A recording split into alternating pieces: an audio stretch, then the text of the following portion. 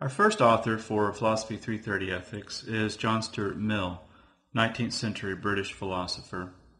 And he's famous for being a proponent of a theory called utilitarianism. And so we're going to begin by looking at the theory utilitarianism. So he wrote a book in 1861 called Utilitarianism. Now, the theory had been around for some time. It's not that Mill made this theory up. Mill was very familiar with a philosopher by the name of Jeremy Bentham, and in fact had studied with him. His father, James Mill, had been friends with Bentham. Jeremy Bentham lived from 1748 to 1832, so just somewhat older than John Stuart Mill. And Jeremy Bentham was a big proponent of utilitarianism as well. But in some ways, we can trace the theory way back, all the way back to the ancient Greek philosopher Epicurus. And so when we talk about utilitarianism, even though we tend to read John Stuart Mill, we tend to read his book from 1861, the theory's been around for a long time, and Mill sees himself as defending this theory that has been around a long time, not necessarily coming up with new things. Let's talk about this theory. I think it's easiest to think of utilitarianism as a combination of two theories. On the one hand, we have a theory of right, and on the other hand, we have a theory of good.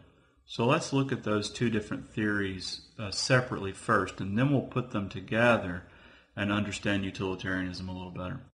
So let's think about the theory of right. Now, the theory of right for utilitarianism is what we call consequentialism.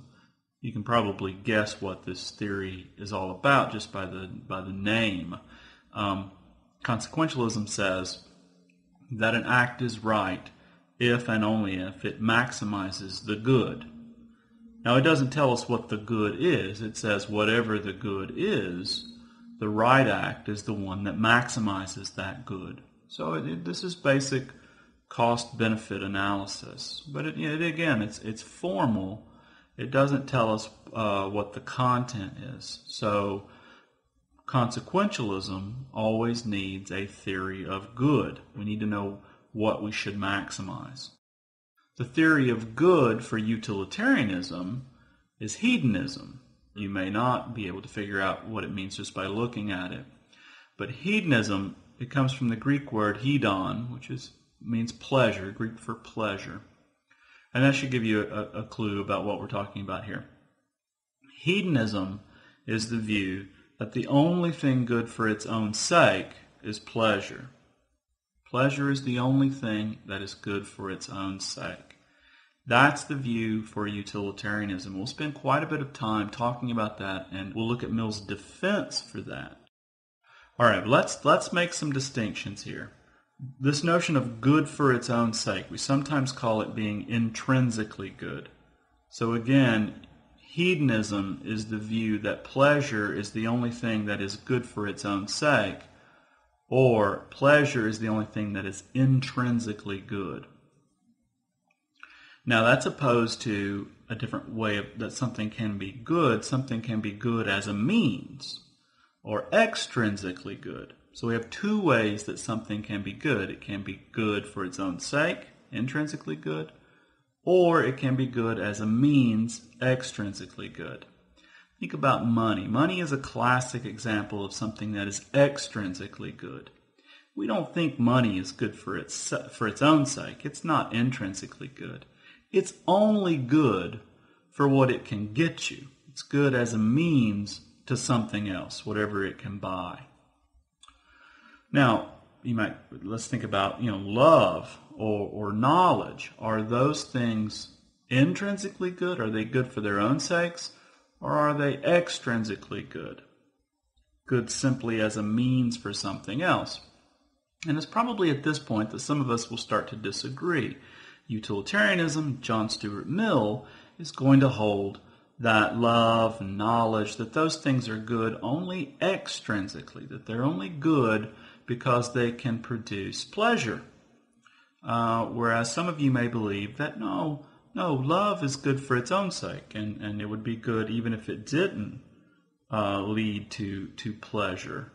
think of the old adage, better to have loved and lost than never to have loved at all. The idea that love, even if it leads to heartbreak, is somehow valuable, or knowledge or wisdom. You think, okay, well, it's good to understand things, even if knowing those things doesn't have a cash value, doesn't have some end that it produces.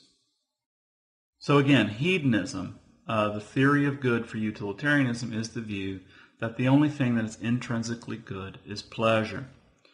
Other things can be good extrinsically, but they can be good extrinsically only if they're a means to either pleasure or to something else which is a means to pleasure. Think about taking this class. Taking this class is good. It's good as a means. It's good as a means to your degree. Well, you might think getting your degree is good as a means. It's perhaps good as a means to a job, right? Something else which is a means, and then the job is a means to money, and money is a means to stuff, and the stuff is what gives you pleasure. And so taking this class is good extrinsically, but it takes a long time for taking this class to get you to the pleasure, which is good for its own sake.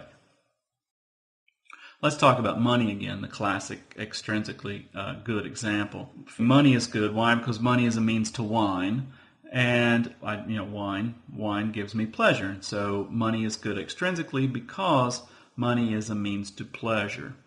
And so the only way that something can be good extrinsically is if ultimately it's a means to pleasure, which is the only thing which is intrinsically good.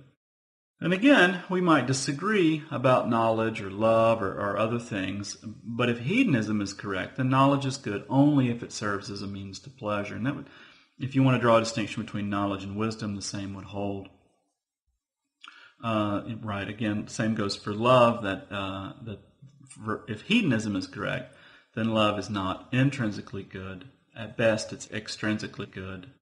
Now, let's talk about something called pluralism, and many of us may be pluralists. Some of you may be pluralists, and pluralism is the view that there's more than one intrinsic good. And there's nothing wrong with this view. You might say, look, pleasure is intrinsically good, knowledge is intrinsically good, love is intrinsically good, and so you're a pluralist. So all these things one might hold, all of these things are intrinsically good. You maybe think of something else. Power, for instance, maybe someone might think that that's intrinsically good. It's just good to be in control, someone might say. But again, utilitarianism is not pluralism. Mill and Bentham before him were very explicit that the only thing that is good for its own sake is pleasure. There's only one thing. Only one thing good for its own sake. Okay, let's put these two theories together. Remember, the theory of right was consequentialism, where an act is right if and only if it maximizes the good. This is basic cost-benefit analysis, that the right act is the one that has the greatest amount of benefit minus cost. And then we combine that with this theory of good, hedonism, which says that pleasure is the only thing that is good for its own sake. Okay, we add these two together and we get the theory of utilitarianism. Utilitarianism says that an act is moral if and only if it maximizes pleasure. The moral act is the one that maximizes pleasure. Of all the available acts you could perform at any one time, the moral act is the one that maximizes pleasure. Okay, real quickly, let's make a few more distinctions, or actually not a distinction, an equation. For Mill, pleasure and happiness are the same thing. Pleasure equals happiness, and so we can always substitute happiness for pleasure when we speak about utilitarianism. We could say an act is right if and only if it maximizes happiness. It's moral if and only if it maximizes happiness. And Mill himself talks about the greatest happiness principle. So he makes this equation on page 7 of your text. By happiness, he says, is intended pleasure and the absence of pain. by unhappiness, pain, and the privation of pleasure. Now that may seem obvious to you. You may think, well, yeah, clearly happiness is pleasure, unhappiness is pain. But that's not entirely uncontroversial. For instance, later in the session, we will read Aristotle, and he disagrees with this. Aristotle thinks that pleasure and happiness are distinct. He thinks they are different things. And we'll talk a lot more about that when we get to Aristotle. But, it seems we can make sense of someone who says that, imagine someone saying that she hurts, but she's not unhappy. That's not necessarily a contradiction. But anyway, for Mill, the two are the same. I just wanted you to realize that there are people who disagree with that, but this is Mill's view. Now, let's talk about a few common mistakes that people make when talking about utilitarianism. We're not going to make these mistakes. We need to make sure we understand that utilitarianism is not any kind of egoism. Egoism is the idea that only my pleasure counts. If I'm an egoist, I'm only interested in my happiness. Utilitarianism says that the good is pleasure in general. General happiness, that's what's good. And this is important, and we'll come back to this in Chapter 2. Some of you will be assigned this as a reading comprehension question. Mill's view is that no one's pleasure is any more or less important than anyone else's pleasure. Everyone's pleasure is equal. And on the one hand, you say, well, that's great. This equity, this notion of equality, that's great. On the other hand, it's a problem because practically it's a problem because it's very difficult to live in a way where we don't treat any one person's happiness as more or less important as anyone else's. Very difficult to treat strangers equally as my family. And our tendency is to treat the happiness of those we love as being more important. But the point here to understand, the point I'm trying to make here is that my happiness is not the only thing that's important. Happiness in general is what's important. My happiness is important, but it's no more or less important than anyone else's. Another very common mistake made by people who should know better. Sometimes you'll hear someone say that utilitarianism claims that we should promote the greatest good for the greatest number. Well, Mill never says that. Utilitarianism does not hold that we should maximize the greatest good for the greatest number. It just doesn't. What utilitarianism says is that we should maximize good. We should maximize happiness. As soon as we start talking about for the greatest number, we introduce a new value. We introduce a new thing that's good, and so we're going to be in some kind of pluralism, because what we're going to have is we're going to say, okay, well, pleasure or happiness is good, but then we're going to have to add some notion of justice or fairness or some kind of wide distribution, and that's not utilitarianism. Utilitarianism holds that happiness is good, period, right? And that we ought to maximize happiness, produce as much happiness as possible. It doesn't tell us that we should distribute it in any particular way. Distribution is irrelevant. The idea is to make as much of it out there in the world as you possibly can. And sometimes we're going to, when we live morally according to utilitarianism, sometimes we're going to spread that goodness out. Sometimes it's going to be focused on a smaller number of people that we're concentrating, making happy. So, in a lot of ways, utilitarianism is a simple theory. Make the world a happier place. Make it a more pleasurable place. You've probably heard this before. This is not something new for you.